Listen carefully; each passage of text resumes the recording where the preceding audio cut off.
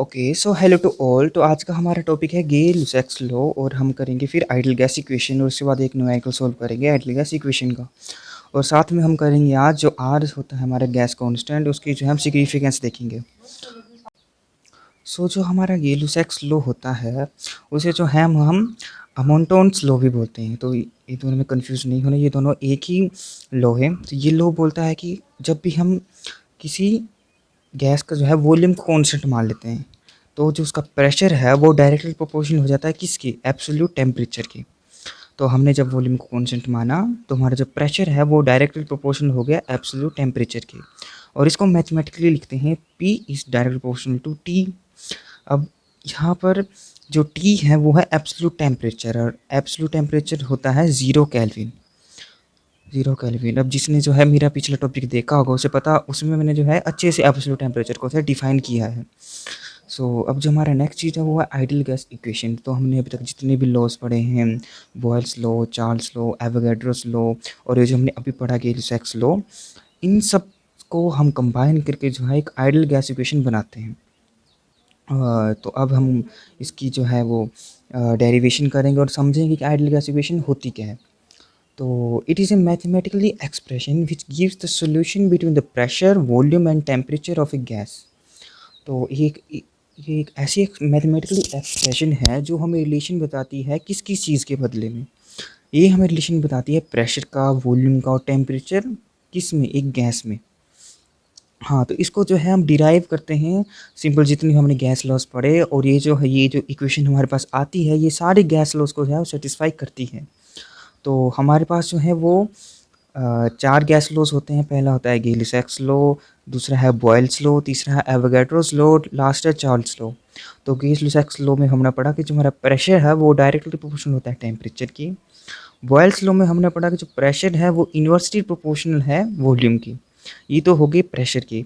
अब जो एवोगैड्रो और चार्ल्स है ये हमें वॉल्यूम का रिलेशन बताते हैं किस किस के बीच में, एक number of moles and temperature के बीच में। एवोगैड्रोस लॉ बोलता है कि अगर हम प्रेशर एंड टेम्परेचर को कांस्टेंट माने तो जो हमारा वॉल्यूम है गैस का वो डायरेक्टली प्रोपोर्शनल हो जाता है नंबर ऑफ मोल्स के, नंबर ऑफ मोलिक्यूल्स के। और चार्ल्स लॉ हमारा बताता है कि अगर जो है हम प्रेशर को कांस्टेंट माने, जो हमारा वॉल्यूम है वॉल्यूम डायरेक्टली प्रोपोर्शनल हो जाता है किसके, टेम्परेचर के।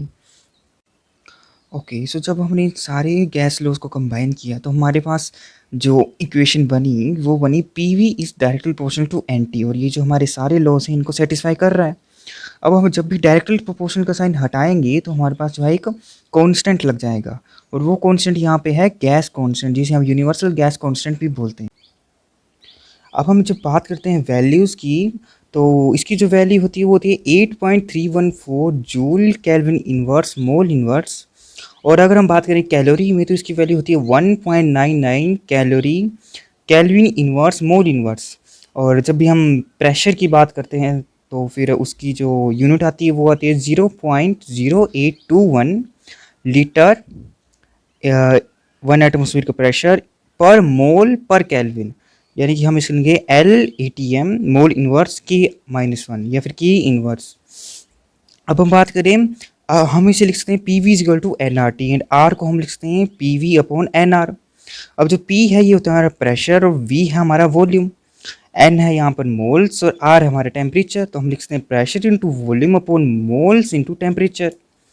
अब ये जो हमारा प्रेशर है, प्रेशर को हम डिफाइन करते हैं फोर्स पर यूनिट एरिया।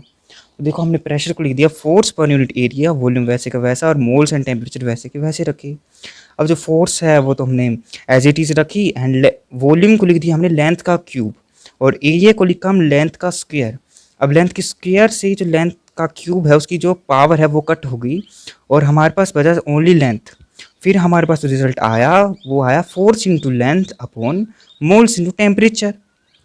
अब ये फोर्स इंटू लेंथ ही हमारा वर्क डन बन रहा है, क्योंकि जो वर्क होता है हमारा वो होता है फोर्स इंटू डिस्प्लेसमेंट।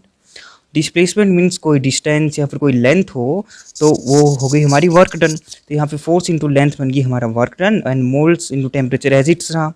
तो फिर इसका मतलब क्या हुआ, जो हम R है यानी कि जो हमारा यूनिवर्सल गैस कांस्टेंट है उसको हम लिख सकते हैं वर्क डन पर डिग्री, वर्क डन पर डिग्री पर मोल, वर्क डन पर डिग्री पर मोल। अब हम एक न्यूमेरिकल सॉल्व करेंगे। तो हमारे पास न्यूमेरिकल दिया है, calculate the pressure exerted by the 10 gram of nitrogen gas enclosed in the 1 litre flask at 298 kelvin. तो सबसे पहले तो हम ये देखेंगे हमारे पास गिवन क्या क्या है। तो चल वॉल्यूम वॉल्यूम है हमारे पास 1 लीटर, हाँ जी दिया है। टेम्परेचर हमारे पास 298 केल्विन, ये भी दिया है।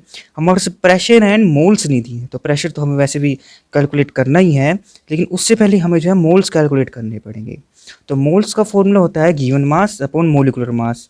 तो वो गिवन मास तो हमारे पास दिया 10 ग्राम, तो हो जाएगा given mass upon molecular mass. तो नाइट्रोजन है उसका मोलिकुलर मास होता है 28, क्योंकि जो एक नाइट्रोजन का एटम है उसका जो मोलिकुलर मास होता है वो होता है 14, और उसका यानी कि जब दो नाइट्रोजन जुड़ गए तो उनका जो मोलिकुलर मास बन गया वो बना 28।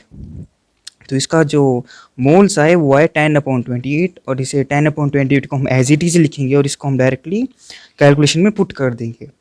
अब हमें पता है कि PV is equal to NRT होता है। यहाँ से हमने P को ऐसे रखा और V को हम जो है डिनोमिनेटर में ले आए। तो यहाँ से हम NRT एंड V की वैल्यू पुट करेंगे। अभी यहाँ पे ध्यान रखने वाली बात ये है कि यहाँ पर हम प्रेशर में डील करेंगे। जब हम प्रेशर में डील करेंगे जो हमारी R की वैल्यू होगी वो हमारी होगी ये वाली 0.0821 लीटर एटॉमिक प्रेशर पर मोल पर केल्विन। 0.0821 लीटर एटॉमिक प्रेशर पर मोल पर केल्विन। यहाँ पे हमने ये वाली वैल्यू पुट कर दी। टेम्परेचर हमारे पास दिया था 298 एंड हमारे पास ये जो थी ये 10/28 जो है ये n की वैल्यू है, और वॉल्यूम हमारे पास था 1। अब हम जब इसको सोल्व करेंगे बस सबसे पहले तो हमें क्या 10 को 0.0821 के साथ मल्टीप्लाई कर दिया, तो ये हमारे पास बन गया 0.821, क्योंकि जब 10 के साथ मल्टीप्लाई किया तो डेसिमल जो है वो यहाँ से शिफ्ट होकर यहाँ पर चला गया। फिर हमने क्या किया 0.821 को हम थोड़ी सी अप्रोक्स वैल्यू ले ली, तो हमने लिख लिया इसको 0.820, यानी कि हमने 0.081 का 0.82 ही बनाया, सिर्फ जो 1 है उसको हमने निगलेक्ट कर दिया। तो हमने फिर क्या किया 298 को मल्टीप्लाई किया 82 के साथ, ये हमारे कैलकुलेशन करके आ गई, पूरा जो हमारा आंसर आया वो आया 24436। अब यहाँ पर देखो हमने देखो इसमें जो था हमारा जो 1 2 3 के बाद में जो था वो डेसिमल लगा हुआ था, लेकिन हमने क्या किया था 1 को नेगलेक्ट कर दिया, तो सिर्फ 2 के बाद ही हमारा पॉइंट लगेगा। तो यहाँ पर देखो 2 के बाद पॉइंट लगा, यानी कि जो हमारा आंसर आया था 24436, तो हमारा 2 के बाद पॉइंट लगेगा, यानी कि 244.36 बन जाएगा। और ये जो है ये ध्यान रखने वाली बात है, क्योंकि अगर हमने इस पूरे को लिया होता तो ये 1 2 3 के बाद पॉइंट लगना था, लेकिन यहाँ पे हमने सिर्फ 2 को कंसिडर किया, तो जो हमारा पॉइंट है वो सिर्फ 2 के बाद लगेगा। तो हमारा बन गया 244.36/28। अब हमने क्या किया इस पूरी चीज़ को इसके साथ डिवाइड कर दिया। तो सबसे पहले तो ये 8 से गया, 8 से जब गया तो ये आया 224, माइनस करके आया 20, फिर 3 हमारी नेक्स्ट वैल्यू आई, फिर ये 7 से मल्टीप्लाई होके हमारा आया 196, फिर जो हमारा रिमाइंडर बचा वो बचा 7, और ये आई हमारी नेक्स्ट वैल्यू 6।